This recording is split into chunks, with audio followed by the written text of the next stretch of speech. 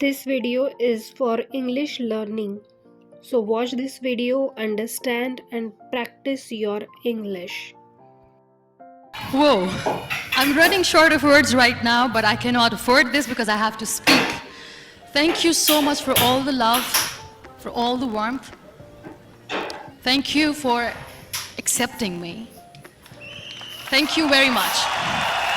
Well, I always start my talk with a disclaimer.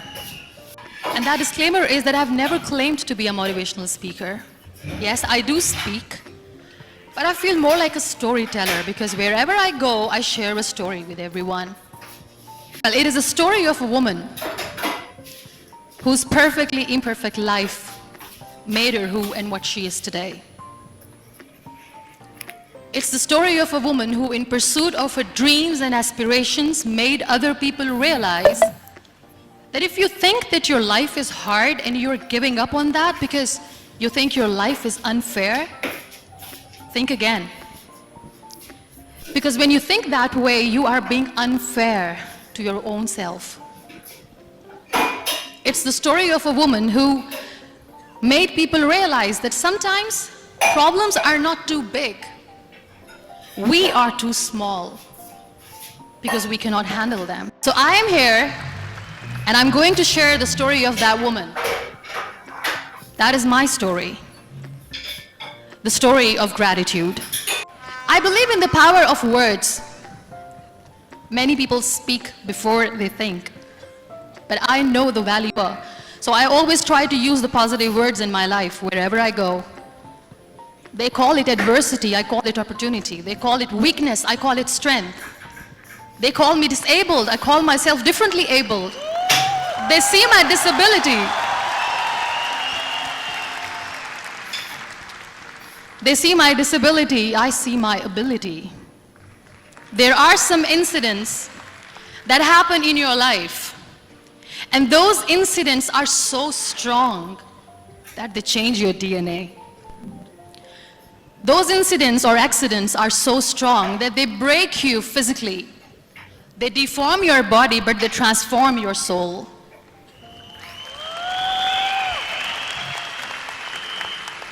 Those incidents break you, deform you, but they mold you into the best version of you. And the same thing happened to me. And I'm going to share what exactly happened to me. I was 18 years old when I got married. And this thing I'm sharing for the very first time on an international level. I was 18 years old when I got married. I belonged to a very conservative family, a Baloch family, where good daughters never say no to their parents. My father wanted me to get married. And all I said was, if that makes you happy, I'll say yes. And of course, it was never a happy marriage. Just about after 2 years of getting married, about 9 years ago, I met a car accident. Somehow my husband fell asleep and the car fell in the ditch. He managed to jump out, saved himself. I'm happy for him. But I stayed inside the car and I sustained a lot of injuries. The list is a bit long, don't get scared. I'm perfectly fine now. Radius ulna of my right arm were fractured. The wrist was fractured. Shoulder bone and collarbone were fractured. My whole rib cage got fractured. And because of the rib cage injury, lungs and liver were badly injured. I couldn't breathe. I lost urinary bowel control. That's why I have to wear the bag wherever I go. But that injury that changed me and my life completely as a person and my perception towards living my life was the spine injury. 3 vertebrae of my backbone were completely crushed and I got paralyzed for the rest of my life. So this accident took place in a far-flung area in the outskirts of a very small province, Balochistan, where there was no first aid, no hospital, no ambulance. I was in the middle of nowhere in that toppled car. Many people came to rescue. They gave me CPR. They dragged me out of the car. And while they were dragging me out, I got the complete transection of my spinal cord. And now there was this debate going on, should we keep it here? She's going to die, where should we go? There is no ambulance. There was this four-wheeler Jeep standing in the corner of the street. They said, put her in the back of the Jeep and take her to the hospital, which is 3 hours away from this place. And I still remember that bumpy ride. I was all broken. They threw me at the back of the Jeep and they rushed me to the hospital. That is where I realized that my half body was fractured and half was paralyzed. I finally ended up in a hospital where I stayed for 2.5 months. I underwent multiple surgeries. Doctors have put a lot of titanium in my arm. There's a lot of titanium at my back to fix my back. That's why people in Pakistan call me the Iron Lady of Pakistan. Sometimes I wonder how easy it is for me to describe all this all over again. And somebody has rightly said that when you share your story and it doesn't make you cry, that means you have healed.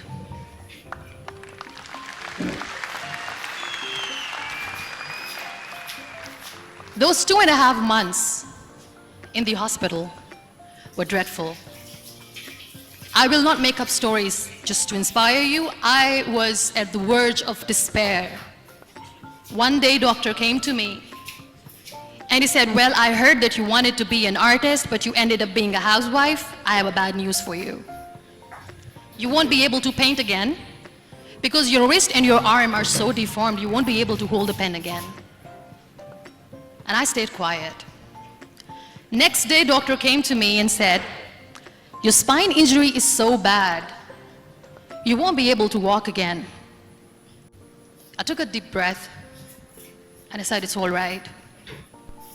The very next day, doctor came to me and said, because of your spine injury and the fixation that you have in your back, you won't be able to give birth to a child again.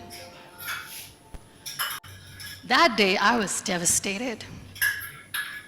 I still remember, I asked my mother, why me?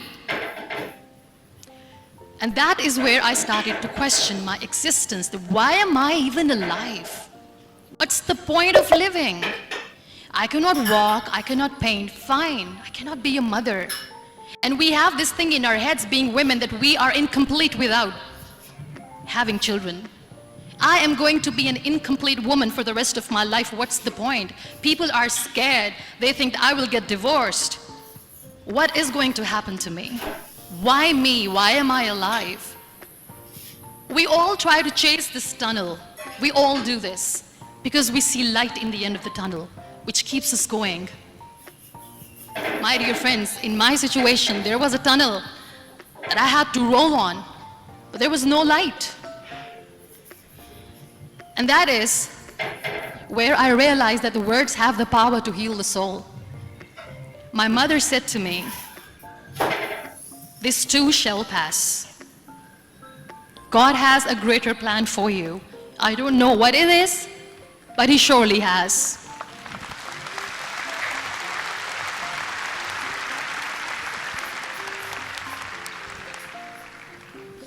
And in all that distress and grief, somehow or the other, those words were so magical that they kept me going. I was trying to put that smile on my face all the time, was hiding. It was so hard to hide the pain, which was there. But all I knew was that if I will give up, my mother and my brothers will give up too. I cannot see them crying with me. So what kept me going was, one day I asked my brothers, I know I have a deformed hand, but I'm tired of looking at these white walls in the hospital and wearing these white scrubs. I'm getting tired of this. I want to add more colors to my life. I want to do something. Bring me some colors, bring me some small canvas. I want to paint. So the very first painting I made was on my deathbed, where I painted for the very first time. It was not just an art piece or just my passion. It was my therapy. What an amazing therapy it was. Without uttering a single word, I could paint my heart out. I could share my story. People used to come and say, what lovely painting, so much color. Nobody could see the grief in it. Only I could. So that's how I spent 2.5 months in my hospital, crying, never complaining or whining, but painting. And then I was discharged, and I went back home. And I went back home and I realized that I have developed a lot of pressure ulcers on my back and on my hip bone. I was unable to sit. There were a lot of infections in my body, a lot of allergies. So doctors wanted me to lie down on the bed straight for not 6 months, for not 1 year, for 2 years. I was bedridden, confined in that one room, looking outside the window, listening to the birds chirping, and thinking maybe there will be a time when we'll be going out with the family and enjoying the nature. That was the time where I realized how lucky people are, but they don't realize. That is the time where I realized that the day I'm going to sit, I'm going to share this pain with everyone to make them realize how blessed they are, and they don't even consider them lucky. There are always turning points in your life. There was a rebirth day that I celebrated.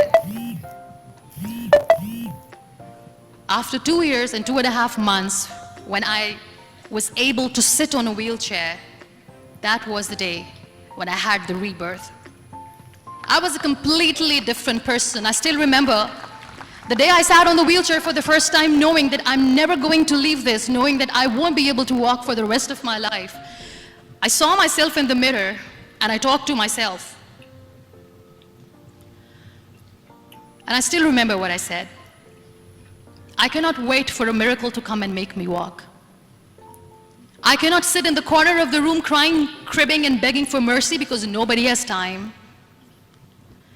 So I have to accept myself the way I am. The sooner the better. So I applied the lip color for the first time.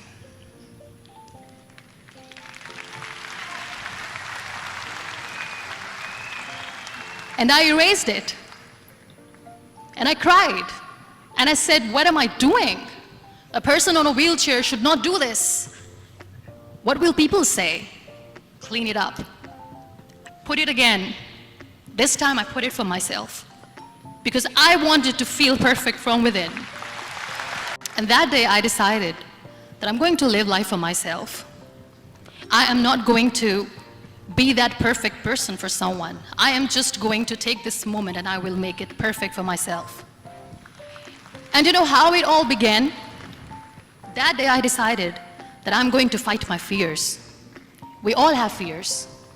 Fear of unknown, fear of known, fear of losing people, fear of losing health, money. We want to excel in career, we want to become famous, we want to get money. We are scared all the time. So I wrote down one by one all those fears. And I decided that I'm going to overcome these fears one at a time. You know what was my biggest fear? Divorce. I couldn't stand this word. I was trying to cling on to this person who didn't want me anymore, but I said no. I have to make it work.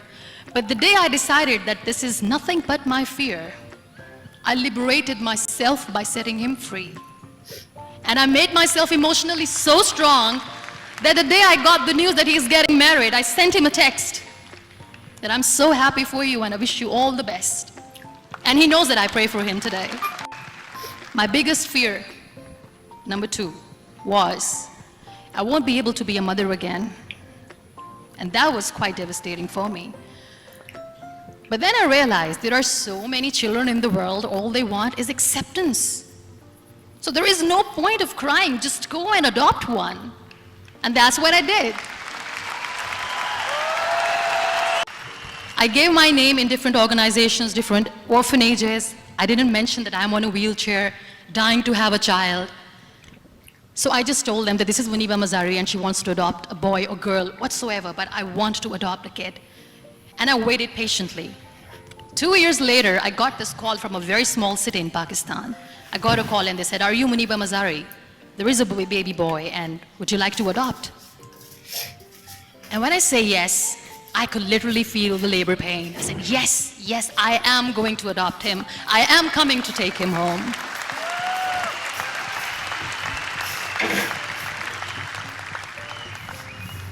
And when I reached there, the man was sitting and he was looking at me from head to toe.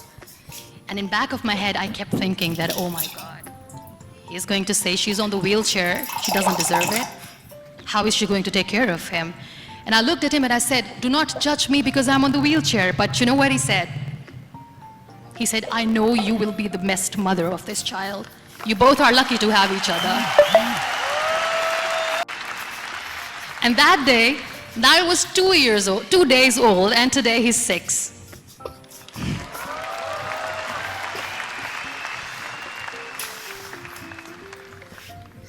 You'll be surprised to know another bigger fear that I had in me.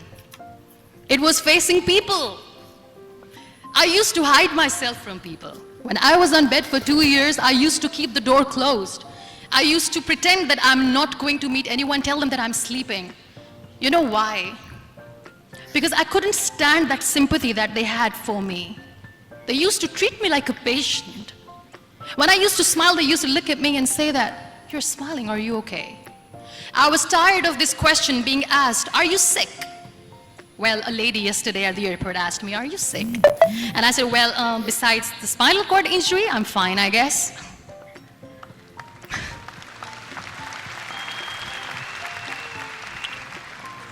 But those are really cute questions. They never used to feel cute when I was on the bed. So I used to hide myself from people, knowing that, oh my God, I'm not going to see that sympathy in their eyes. It's all right. And today I'm here speaking to all these amazing people because I have overcome the fear.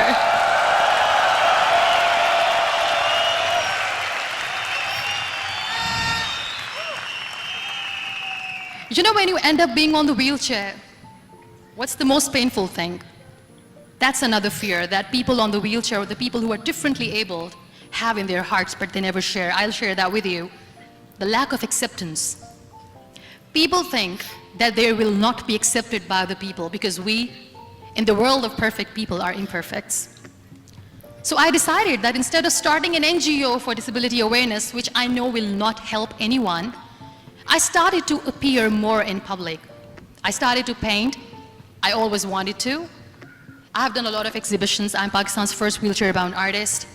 I have done a lot of modeling campaigns, different campaigns for brands like Tony and Guy.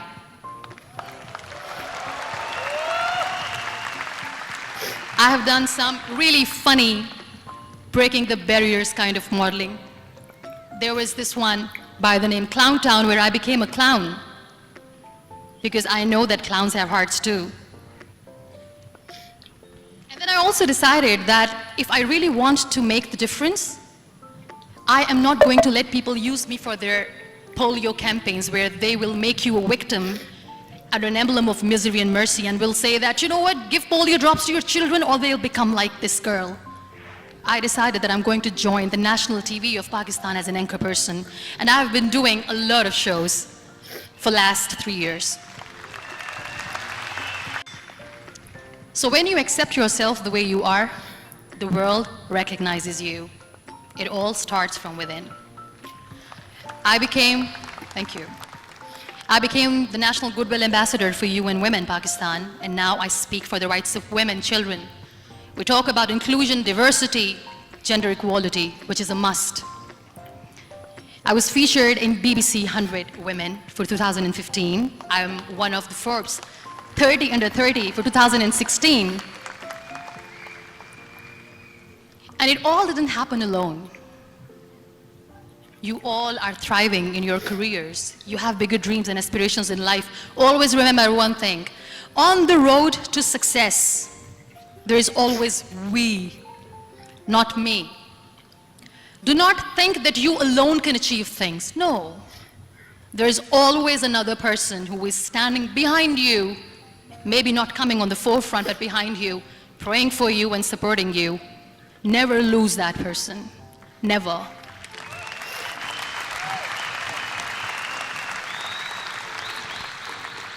No matter how much I say that I couldn't find a hero, so I became one, I still want to recognize those 3 people in my life who literally changed my life completely, and I get inspiration from them every single day. Waleed Khan. Many people know about the terrorist attacks in Pakistan. We have lost many people. And I'm sharing this with a very heavy heart because we actually have lost a lot of people in this huge turmoil of terrorism. These people are barbarians. They do not see people. They're even worse than animals. They have killed people in mosques. They have killed people in churches, temples, even in schools. There was this terrorist attack in Army Public School, Peshawar, where these terrorists entered in an examination hall and they killed our children. And in that attack, that day, this beautiful boy, Waleed Khan, who was my hero, my real life hero, was the proctor who was taking care of the students, was keeping an eye on the students. Those barbarians shot him 3 times in the face, 5 times on his body, and he fell down. I was asked to give a talk in the school after a week of that terrorist attack. With a very heavy heart, I went there and I spoke. We sang a few national songs. I thought that maybe I've done my part, but deep inside, it was killing me. I could see children injured. I could see children sitting on the wheelchairs, looking at me, wondering, what next? What was our fault? Just because we were here to give examination, we have been shot. So many people, so many children lost their friends. Their classrooms were empty. The next day they went to the classroom.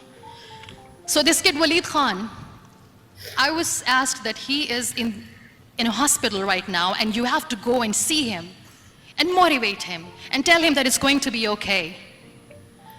And when I saw Waleed Khan coming on the wheelchair for the first time in front of me, face was all deformed. His leg was fractured, his arm was fractured. He couldn't talk, he lost his teeth. He cannot sneeze, he cannot smell. He cannot eat.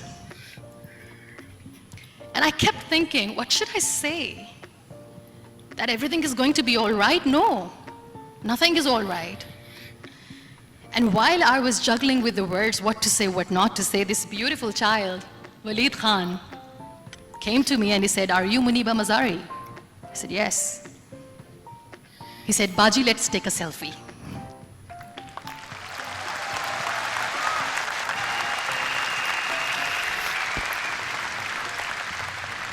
And with that beautiful, toothless smile of Waleed Khan, we took that beautiful selfie that I still have with me. I don't share that here because he was in a very bad shape that time. And that is where I realized that when I was thinking too much about his deformities, he's happy with himself. He doesn't even care. Because today he goes in the same school, and when somebody asks him that what happened to your face, why so many scars, you know what he says? "These scars are my medals and I wear them with pride." And how beautifully he says, "The terrorists wanted me not to study. I am going to study. I will become a doctor one day. And this is my way of taking revenge from those terrorists." Another real life hero, of course, my son. His name is Nile, N-I-L-E, River Nile. I learned so much from this kid. The first and foremost thing is patience. How to be patient when you know that your mother cannot walk, when you know that your mother is different from the other women, when you know that your mother cannot go out and play with you, how to stay calm. He loves football. And when we got the very first football, he was 4 years old. He was super excited. I still remember he came in the room and he said, "Mom, let's play football." And he kept the ball in my feet. And he said, "Let's kick it." And that day I felt disabled. I said, "I cannot kick the ball." And I was down with the same face. He looked at me and he said, "Well, that's all right. Your legs are not working, but your hands do. Let's play catch the ball."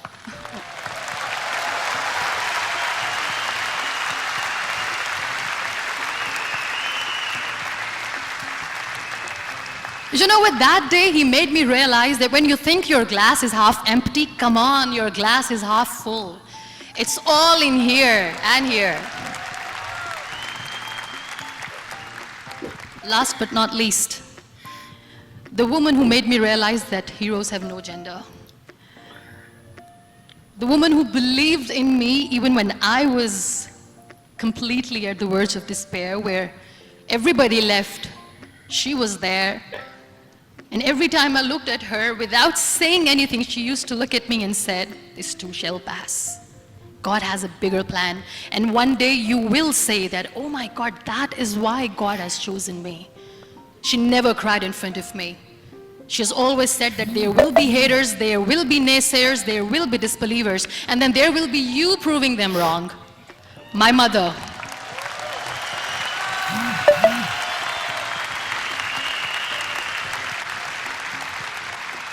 Whatever I am today, I'm nothing without her. I'm nothing without her. Thank you, Mama. I wish you were here. Thank you for making me who I am today.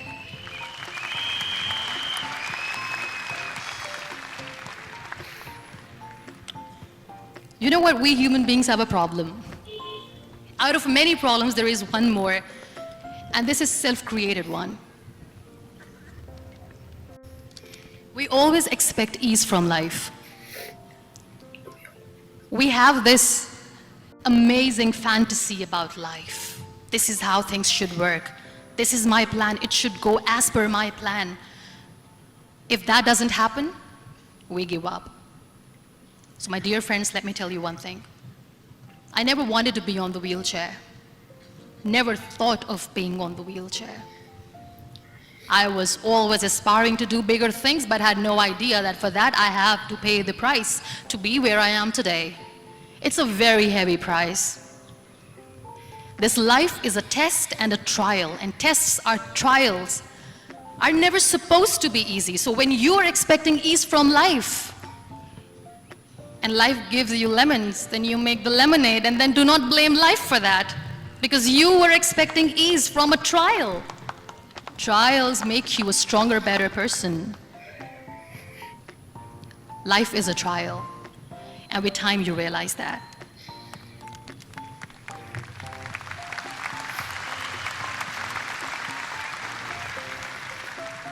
It is okay to be scared. It is okay to cry. Everything is okay, but giving up should not be an option. They always say that failure is not an option. Failure should be an option, because when you fail, you get up, and then you fail, and then you get up, and that keeps you going. That's how humans are strong.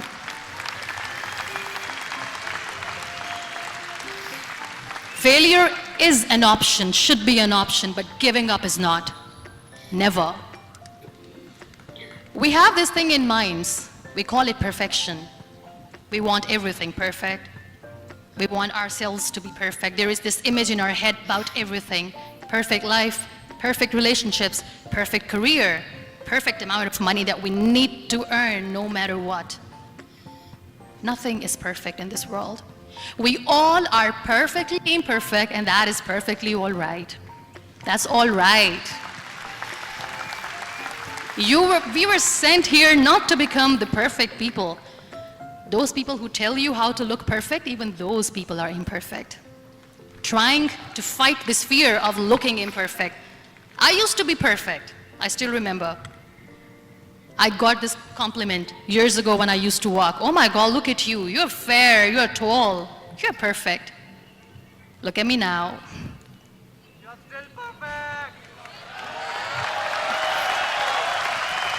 Only the perfect eyes can see that.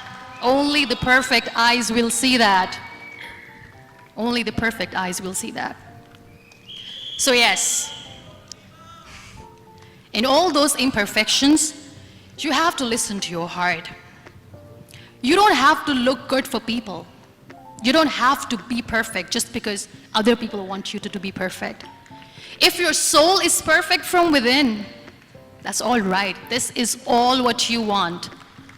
This is all what you need to be. Our society has made very weird kind of norms to look perfect and great. For men, it's different. For women, it's different. We think too much about what people say. We listen to ourselves too little. You know what makes you perfect? When you make someone smile. You know what makes you perfect? When you try to do something good for the people around you. You know what makes you perfect? When you feel someone's pain. And how beautiful pain is that it connects you with people. No other medium can connect you with others but pain. That's why I always say that I'm in pain, and that's a blessing in disguise for me. Today, just because I'm in pain and I'm on the wheelchair, I work for children. Being the head of CSR for a company, we conduct medical camps in far-flung areas of Pakistan where so many kids die because they don't have medical facilities. And I personally believe just because they cannot afford to live doesn't mean we'll let them die. So we give them money, we give them medical treatment, we try to heal their wounds, physical and emotional. And I also work for the beautiful people, we call them third gender, the transgender community of Pakistan. You know what connects me with them? All my imperfections. When I go and I hug them, they never judge me. And this very good friend of mine, her name is Bijli. Bijli means electricity. She calls herself electricity. And I said, are you electricity? She says, no, I'm lightning. I'm as strong as lightning. Because we have very bad power outage, so she doesn't want me to call her electricity. So she says, I am very strong. I'm thunder, I'm lightning. She came to me, and the first time I hugged her, she said, you are just like me.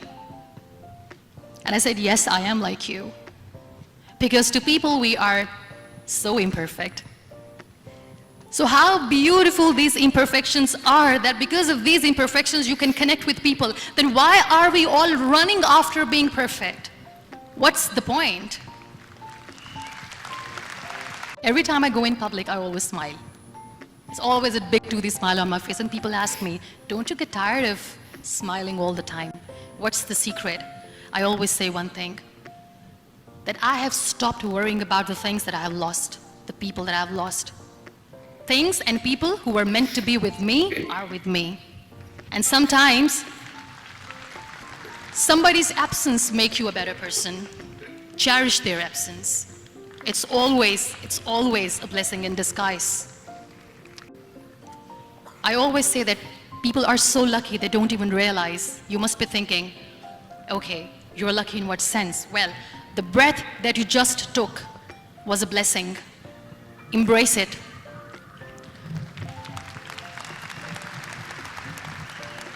There are so many people in the world who are dreaming to live a life that you are living right now. You have no idea. Embrace each and every breath that you are taking. Celebrate your life. Live it. Don't die before your death. We all die. We live this one routine of a day for 75 years and we call it life. No, that's not life. If you're still thinking why you have been sent here, if you're still juggling with the concept of why you are here, you haven't lived yet. You work hard, you make money, you do it for yourself. That's not life. You go out, you seek for people who need your help, you make their lives better. You become that sponge which can absorb all the negativity, and you become that person who can emit beautiful, positive vibes. And when you realize that you have changed someone's life, and because of you, this person didn't give up, that is the day when you live. Always.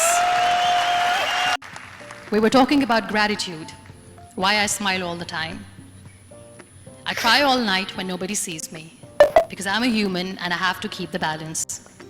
And I smile all day because I know that if I will smile, I can make people smile. That keeps me going. Be grateful for what you have. And you will always, always end up having more.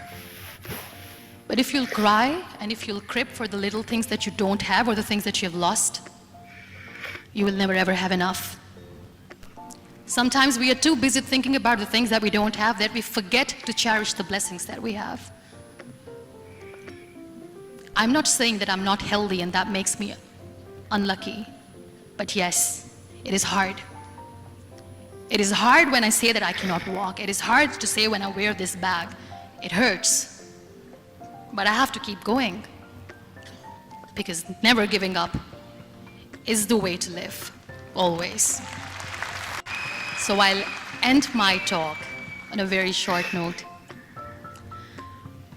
Live your life fully. Accept yourself the way you are. Be kind to yourself. Be kind to yourself. I'll repeat, be kind to yourself, and only then you can be kind to others. Love yourself and spread that love. Life will be hard. There will be turmoils, there will be trials, but that will only make you stronger. Never give up. The real happiness doesn't lie in money or success or fame. I have this all, I never wanted this. Real happiness lies in gratitude. So be grateful, be alive, and live every moment. Thank you so much, everyone. Thank you.